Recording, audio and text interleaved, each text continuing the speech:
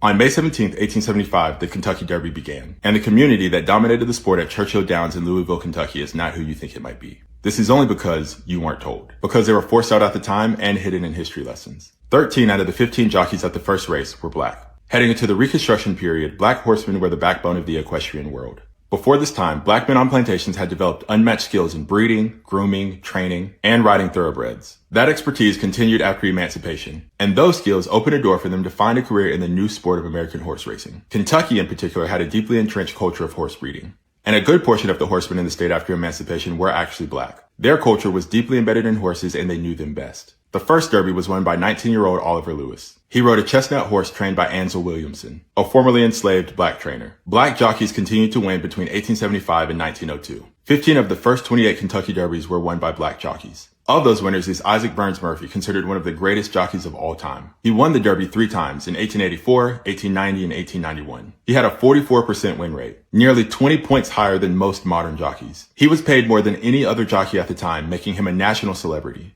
And he would have been a millionaire by today's standards. He had a strict moral code and refused to throw races even when threatened. He passed away at the age of 35 after falling ill after a race. He's one of the only jockeys buried on the grounds of Kentucky Horse Park. However, he was buried in an unmarked grave until the 1960s until a black historian uncovered his story. Next was Willie Sims, the only black jockey to ever win what would be considered the Triple Crown today. That was the Kentucky Derby in 1896 and 1898, Preakness Stakes in 1898, and Belmont Stakes in 1893 and 1894. He introduced the short stirrup riding style to American horse racing, the style that modern jockeys use today. He was inducted in the National Museum of Racing's Hall of Fame in 1977. And then there was James Winkfield. He won the Derby twice, back-to-back in 1901 and 1902. He was the very last black jockey to win the Derby, and also the last one to ride in it for nearly 80 years. There's a reason for this, and we'll get to that. After being denied racing opportunities, he moved to Russia and became a superstar jockey and trainer. He survived the Russian Revolution and escaped to France, where he continued his career there. He returned to the United States only once, in 1961. It was for a Derby banquet in his honor, in which he was mistaken for waitstaff and denied entry through the front.